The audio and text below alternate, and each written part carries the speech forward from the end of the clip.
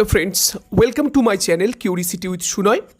বন্ধুরা, আজ আমরা আলোচনা করব উচ্চ মাধ্যমিক ইতিহাসের প্রথম অধ্যায় অতীত স্মরণ থেকে 40টি অতি গুরুত্বপূর্ণ এমসিকিউ টাইপ প্রশ্ন উত্তর। তো চলো বন্ধুরা, দেরি না করে শুরু করা যায়। আমার প্রথম প্রশ্ন, গ্রিক শব্দ হিস্টোরিয়া কথার অর্থ কী? দেখো, গ্রিক শব্দ হিস্টোরিয়া কথার অর্থ হলো অনুসন্ধান করা। এই প্রশ্নটি বহুবার কিন্তু আমরা পরীক্ষাতে দেখেছি আসতে, তো এটা খুব একটি গুরুত্বপূর্ণ প্রশ্ন। পরবর্তী প্রশ্ন, জনশ্রুতির কাহিনীগুলি সংগ্রহের প্রথম উদ্যোগ নেওয়া হয় কোথায়? দেখো, প্রত্যেকটা দেশের সমাজে নানান ধরনের জনশ্রুতির কাহিনী কিন্তু রয়েছে। তো এই জনশ্রুতির কাহিনীগুলিকে প্রথম সংগ্রহের উদ্যোগ গ্রহণ করা হয়েছিল জার্মানিতে। জেকব গ্রিম এবং উইলহেম গ্রিম নামক দুজন ভাই, তারা এই জার্মানির প্রত্যন্ত অঞ্চলে অর্থাৎ জার্মানির জনসমাজে যে বিভিন্ন ধরনের জনশ্রুতিমূলক গল্প রয়েছে সেগুলোকে সংগ্রহ করে প্রকাশ করার উদ্যোগ কিন্তু গ্রহণ করেছিল। তো জনশ্রুতির কাহিনীগুলি সংগ্রহের প্রথম উদ্যোগ কোথায় নেওয়া হয়েছিল? সঠিক উত্তর জার্মানিতে। পরবর্তী প্রশ্ন, যেটা এখনই বললাম, গ্রিম ভাতৃদ্বয় নামে পরিচিত ছিলেন কারা? দেখো, গ্রিম ভাতৃদ্বয় নামে পরিচিত ছিলেন জেকব গ্রিম এবং উইলহেম গ্রিম। এই এরা দুজনে কি করেছিলেন? জার্মানির প্রত্যন্ত অঞ্চল থেকে জার্মানিতে যে ধরনের জনশ্রুতিমূলক গল্প বা কাহিনীগুলো গড়ে উঠেছিল, যার ওপর ভিত্তি করে মূলত জার্মানির ইতিহাস রচিত হয়েছে, সেগুলোকে কিন্তু একটা গ্রন্থাগারে প্রথম এরা প্রকাশ করার উদ্যোগ গ্রহণ করেছিলেন। নেক্সট প্রশ্ন, দেখো, মিথ শব্দটি এসেছে মিথস থেকে, যেটি একটি কী ধরনের শব্দ? পরীক্ষায় প্রশ্ন আসে যে মিথ শব্দটি মিথস থেকে এসেছে, যেটি একটি কী ধরনের শব্দ? গ্রিক শব্দ। তো গ্রিক শব্দ মিথ। নেক্সট, পুরাণ বিষয়ক বিদ্যাকে কি বলা হয়? দেখো, পুরাণ নিয়ে যারা আলোচনা করে বা পুরাণ নিয়ে যারা গবেষণা করে, এই পুরাণ বিষয়ক বিদ্যাকে বলা হয় মাইথিওলজি। ভারতবর্ষে এখান থেকে প্রশ্ন আসতে পারে যে ভারতবর্ষে কতগুলো পুরাণ রয়েছে? ভারতবর্ষে কিন্তু 18টা পুরাণ রয়েছে। তো এই প্রশ্নটাও অনেক সময় কিন্তু পরীক্ষায় এসে যায়। তো এই পুরাণ নিয়ে যারা আলোচনা করে বা পুরাণ নিয়ে যারা পড়াশোনা করে, পুরাণ বিষয়ক বিদ্যাকে তাহলে কী বলা হয়? মাইথিওলজি। নেক্সট প্রশ্ন, প্যারালাল মিথস গ্রন্থের রচয়িতা কে? এটি একটি ভীষণ ইম্পর্টেন্ট প্রশ্ন। জে.এফ. বিয়ারলেইন এই প্যারালাল মিথস গ্রন্থের রচয়িতা ছিল। দেখো, এখানে আমি কিন্তু বইয়ের পিকচারটাও দিয়েছি, তো দেখতেই পাচ্ছ প্যারালাল মিথস বাই জে.এফ. বিয়ারলেইন। তো প্যারালাল মিথস গ্রন্থের রচয়িতাকে জে.এফ. বিয়ারলেইন। আচ্ছা, এই অধ্যায় থেকে কিন্তু একটা বইয়ের নাম অবশ্যই আসবে, বেশ কিছু বইয়ের নাম যেগুলো ভীষণ পরে পরীক্ষায় আমি এই ভিডিওতে কিন্তু দিয়ে দিয়েছি। তো এই ভিডিওটা কিন্তু লাস্ট পর্যন্ত যদি তোমরা দেখো, তাহলে কিন্তু তোমাদের এই টপিকটা কিন্তু আশা করি আর কোনো অসুবিধা হওয়ার কথা নয়। মূর্খ কালিদাসের মহান কালিদাস হয়ে ওঠার ঘটনা বর্ণিত হয়েছে কোথায়? আমরা জানি কালিদাস প্রথমে ভীষণ বোকা ছিল। আমরা তো এই গল্পটা সবাই জানি, যে গাছের ডাল কাটার গল্প, নিজে যে গাছের ডালে বসেছিল সেই ডাল কাটছিল। তো পরবর্তীকালে উনি কিন্তু সরস্বতীর বর পান বা আশীর্বাদ পান। তো এই যে গল্প, মূর্খ কালিদাসের মহান কালিদাস হয়ে ওঠার গল্প কোথায় বর্ণিত রয়েছে? দেখো, এটা কিন্তু হিন্দু পুরাণের গল্প।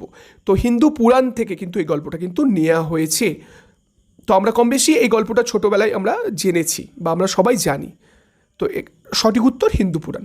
পরবর্তী প্রশ্ন, রূপকথা বা কল্পকাহিনীর দেশ বলা হয় কাকে? দেখো, যত এই যে রূপকথা বা কাল্পনিক গল্প বা কল্পকাহিনীর দেশ বা রূপকথার যে জগৎ, সেইটা কিন্তু বলা হয় চীনকে কিন্তু রূপকথা বা কল্পকাহিনী। চীনের প্রাচীন ইতিহাস যদি আমরা লক্ষ্য করি, তো এরকম প্রচুর রূপকথা বা কল্পকাহিনী কিন্তু ছড়িয়ে ছিটিয়ে রয়েছে, তাই চীনকে বলা হয় রূপকথা বা কল্পকাহিনীর দেশ। লেজেন্ড কথাটি কোথা থেকে এসেছে? দেখো, লেজেন্ড কথাটি এসেছে ল্যাটিন শব্দ থেকে।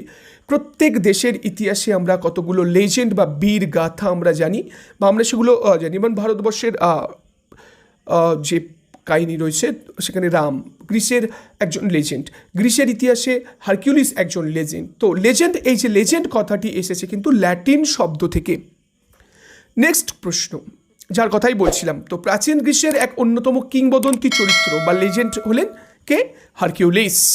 হারকিউলিস কে ছিলেন? Son of Zeus.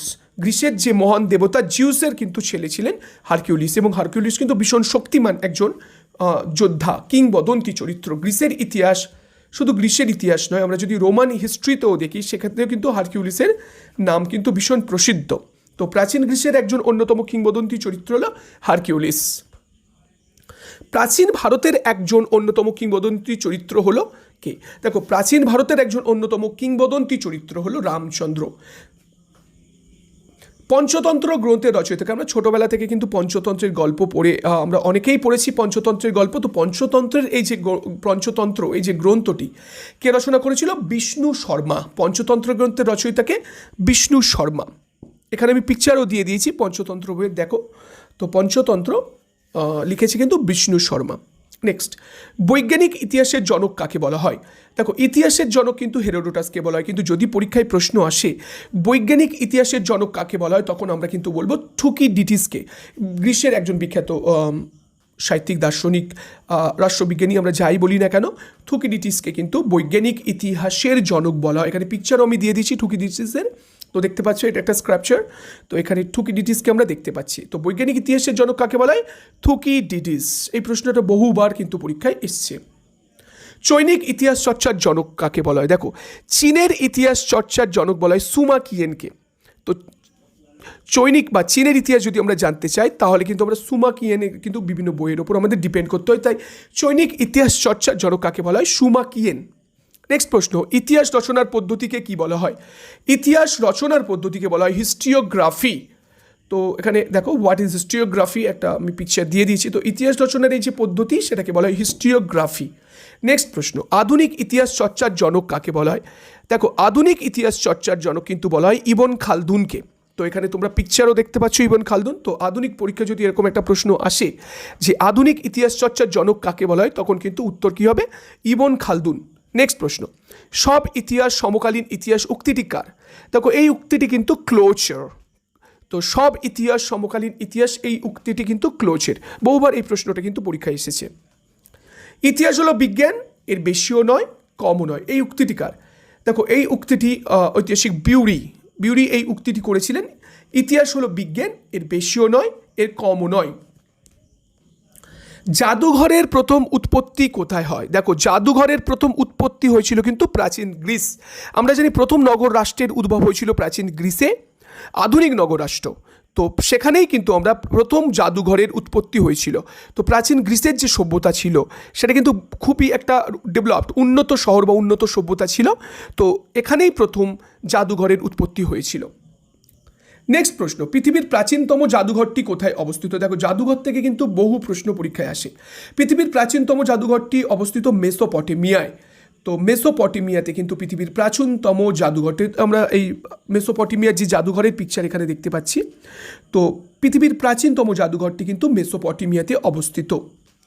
প্রথম আধুনিক জাদুঘর কোথায় প্রতিষ্ঠিত হয়েছিল? দেখো, এটা আর একটা জাদুঘর রিলেটেড কোশ্চেন। পৃথিবীর প্রথম আধুনিক জাদুঘর কিন্তু ইংল্যান্ডে হয়েছিল। এখানে দেখো, মিউজিয়াম অফ লন্ডনের পিকচার আমি দিয়েছি। তো আধুনিক জাদুঘর বলতে যেটা বোঝায়, তো প্রথম আধুনিক জাদুঘর কিন্তু ইংল্যান্ডে প্রতিষ্ঠিত হয়েছিল বা তৈরি হয়েছিল। নেক্সট প্রশ্ন, দেখো, বিশ্বের সবচেয়ে বেশি সংখ্যক জাদুঘর কোথায় রয়েছে? সবথেকে বেশি পৃথিবীর জাদুঘর রয়েছে সেটা হচ্ছে মেক্সিকোতে। তো মেক্সিকোর একটা জাদুঘরের পিকচার এখানে তোমরা দেখতে পাচ্ছ। তো বিশ্বের সবচেয়ে বেশি সংখ্যক জাদুঘর কোথায় রয়েছে? মেক্সিকোয়। নেক্সট প্রশ্ন, দক্ষিণারঞ্জন বসুর ছেড়ে আসা গ্রাম একটি কী ধরনের গ্রন্থ? দেখো, এখানে দক্ষিণারঞ্জন বসুর আমরা অরিজিনাল যে বই সেটা দেখতে পাচ্ছি, ছেড়ে আসা গ্রাম। এটা কিন্তু একটা স্মৃতিকথামূলক গ্রন্থ। তো দক্ষিণারঞ্জন বসুর ছেড়ে আসা গ্রাম একটা কী ধরনের গ্রন্থ? পরীক্ষা যদি এরকম একটা প্রশ্ন আসে তাহলে কী হবে? সঠিক উত্তর স্মৃতিকথামূলক গ্রন্থ। নেক্সট প্রশ্ন, জীবনের জলসাঘরে কার আত্মজীবনীমূলক গ্রন্থ? দেখো, এটা চিত্র দেখেই তোমরা বুঝতে পারছো কার চিত্র। মান্না দে, বিখ্যাত তার গান কফি হাউসের আড্ডা আমরা সবাই জানি বা আমরা সবাই শুনেছি। মান্না দে একজন ভীষণ জ্ঞানীগুণী একজন শিল্পী ছিলেন, সঙ্গীত শিল্পী ছিলেন, শ্রদ্ধেয় মানুষ ছিলেন। তো ওনার যে আত্মজীবনী ছিল তার নাম হচ্ছে জীবনের জলসাঘরে, মান্না দের আত্মজীবনী। নেক্সট প্রশ্ন, ৭১-এর ডায়েরি নামক স্মৃতিকথা নামক রচয়িতা কে ছিলেন? দেখো, ৭১-এর ডায়েরি এটা হচ্ছে সুফিয়া কামাল, বাংলাদেশের স্বাধীনতা যুদ্ধ বা মুক্তিযুদ্ধের প্রেক্ষাপটে লেখা সুফিয়া কামালের ৭১-এর ডায়েরি একটা স্মৃতিকথামূলক গ্রন্থ। বা পরীক্ষার সময় অনেক সময় এইভাবেও ঘুরিয়ে প্রশ্ন আসে যে সুফিয়া কামালের লেখা ৭১-এর ডায়েরিটি কী ধরনের রচনা বা কী ধরনের গ্রন্থ? এটা হচ্ছে একটা স্মৃতিকথামূলক গ্রন্থ। হিস্ট্রি অফ ব্রিটিশ ইন্ডিয়া গ্রন্থটি কে রচনা করেন? দেখো, হিস্ট্রি অফ ব্রিটিশ ইন্ডিয়া এটা রচনা করেছিলেন সাম্রাজ্যবাদী ঐতিহাসিক আমরা বলি জেমস মিলকে। তো এই বইটাতে জেমস মিল ভারতবর্ষের ইতিহাসকে 3টে যুগে ভাগ করেছিলেন, তোমরা পড়ে থাকবে, যেখানে তিনি আমাদের হিন্দু যুগ, মুসলিম যুগ এবং ব্রিটিশ যুগে ভাগ করেছিলেন। ভারতবর্ষের ইতিহাসকে 3টে যুগে ভাগ করেছিলেন। তো এই হিস্ট্রি অফ ব্রিটিশ ইন্ডিয়া গ্রন্থটি কে রচনা করেছিলেন? জেমস মিল, যাকে একজন সাম্রাজ্যবাদী ঐতিহাসিক নামেই সবাই চেনে। ইতিহাসমালা গ্রন্থটি কে রচনা করেন? ইনিও একজন বিদেশি, উইলিয়াম কেরি। আমরা জানি উইলিয়াম কেরি, মার্সম্যান এবং উইলিয়াম ওয়ার্ড তিনজনই শ্রীরামপুর মিশন, খ্রিস্টান যে মিশনারি মিশন যে ছিল সেখানকার মিশনারি ছিলেন। ইনি যে গ্রন্থটি রচনা করেছিলেন সেটা হচ্ছে উইলিয়াম কেরির ইতিহাসমালা। দেখো, ভারতবর্ষের ছাপাখানার বিস্তারক, শিক্ষার বিস্তারক উইলিয়াম কেরির কিন্তু অবদান, বিশাল অবদান রয়েছে, বিশেষ করে ভারতবর্ষের ছাপাখানার বিস্তারে। এছাড়া বিভিন্ন বই ছাপা, বই যেগুলো ইংলিশ বই বাংলাতে তিনি ছেপেছিলেন। তো উইলিয়াম কেরির বিখ্যাত গ্রন্থটির নাম হচ্ছে ইতিহাসমালা।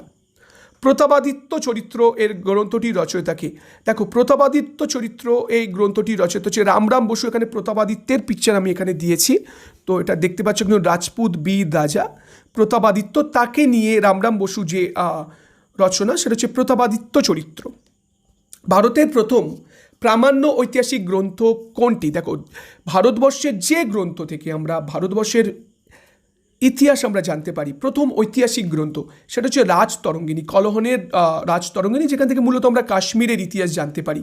তো রাজতরঙ্গিনী ভারতের প্রথম প্রামাণ্য ঐতিহাসিক গ্রন্থ, সেটা হচ্ছে রাজতরঙ্গিনী। কে লিখেছিলেন? কলহন।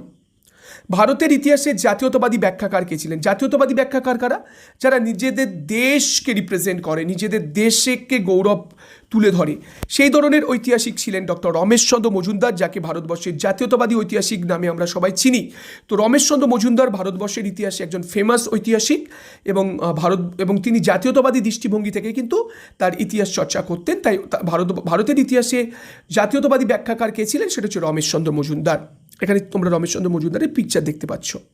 ব্রিটিশ মিউজিয়াম কবে প্রতিষ্ঠিত হয়? দেখো, ব্রিটিশ মিউজিয়াম কিন্তু প্রতিষ্ঠিত হয়েছিল 1753 খ্রিস্টাব্দে। লুভের মিউজিয়াম কোথায় অবস্থিত? বহুবার এই প্রশ্ন কিন্তু পরীক্ষায় এসছে। প্যারিস, দেশের নাম ফ্রান্স। তো লুভের মিউজিয়াম কোথায় অবস্থিত? প্যারিসে অবস্থিত। হাজারদুয়ারি একটি কী ধরনের জাদুঘরের উদাহরণ? দেখো, হাজারদুয়ারি কোথায় অবস্থিত? পশ্চিমবঙ্গের মুর্শিদাবাদ জেলায়। একটা সময় নবাবদের রাজধানী ছিল। সিরাজউদ্দৌলা থেকে শুরু করে আলিবর্দী খাঁ, মির্জাফরের মতো নবাবরা এখানে কিন্তু শাসন করত। তো এই হাজারদুয়ারি কিন্তু একটা ঐতিহাসিক জাদুঘর। তোমরা যদি মুর্শিদাবাদে গিয়ে থাকো তাহলে এই হাজারদুয়ারি দেখবে, ভীষণ বড় প্যালেস। তো এটা একটা কিন্তু জাদুঘর। বর্তমানে কিন্তু এখানে নবাবী আমলের বিভিন্ন জিনিস নিদর্শন কিন্তু এখানে রয়েছে। এটা একটা ঐতিহাসিক জাদুঘর। স্ক্যানসন মিউজিয়াম হলো একটি ড্যাশ। দেখো, স্ক্যানসন মিউজিয়াম কিন্তু একটা জীবন্ত জাদুঘরের উদাহরণ। Skansen museum. National museum of natural history কোথায় অবস্থিত? দেখো, national museum of natural history কিন্তু ওয়াশিংটনে অবস্থিত। আমি বারে বারে বলছি, এখান থেকে কিন্তু মিউজিয়াম থেকে কিন্তু শর্ট প্রশ্ন এবং ব্রড প্রশ্ন আসার চান্সেস কিন্তু খুব বেশি। তো national museum of natural history কোথায় অবস্থিত? ওয়াশিংটন। ভারতের প্রাচীনতম জাদুঘর কোনটি? ভারতের প্রাচীনতম জাদুঘর হচ্ছে ইন্ডিয়ান মিউজিয়াম বা ভারতীয় জাদুঘর, যেটা কলকাতায় অবস্থিত। এটা কিন্তু ইন্ডিয়ান মিউজিয়ামের ভিতরের পিকচার আমরা দেখতে পাচ্ছি। তো ভারতের প্রাচীনতম জাদুঘর কিন্তু কলকাতাতেই অবস্থিত। ছেড়ে আসা গ্রাম গ্রন্থটির রচয়িতাকে? দক্ষিণারঞ্জন বসু। প্রশ্নটি আমি আগে করেছি। তো ছেড়ে আসা গ্রাম গ্রন্থটির রচয়িতা কে ছিলেন? দক্ষিণারঞ্জন বসু। ভুল করে কিন্তু অনেক স্টুডেন্ট দক্ষিণারঞ্জন মিত্র মজুমদার দেয় না, দক্ষিণারঞ্জন বসু, এটা মনে রাখবে, টাইটেলটা কিন্তু মনে রাখবে। এখানে কিন্তু ভুল হয়, ম্যাক্সিমাম স্টুডেন্টের ভুল হয়। অটাম কে ছিলেন? অটাম কিন্তু গ্রীসের একজন দেবতা, এবং অটাম কিন্তু মিশরেও কিন্তু ইজিপশিয়ান হিস্ট্রিতেও কিন্তু অটামের আমরা নাম পাই। তো উনি ফেমাস ছিলেন। তো অটাম গ্রীসের একজন বিখ্যাত দেবতা। মিথ শব্দটি কোন গ্রিক শব্দ থেকে এসেছে? মিথস শব্দ থেকে এসেছে। মিথ শব্দটি এসেছে মিথস শব্দ থেকে। কিংবদন্তির একটি উল্লেখযোগ্য বৈশিষ্ট্য কি? দেখো, কিংবদন্তিতে কিন্তু সব থেকে যেটা উল্লেখযোগ্য বৈশিষ্ট্য সেটা হচ্ছে অতিরঞ্জন।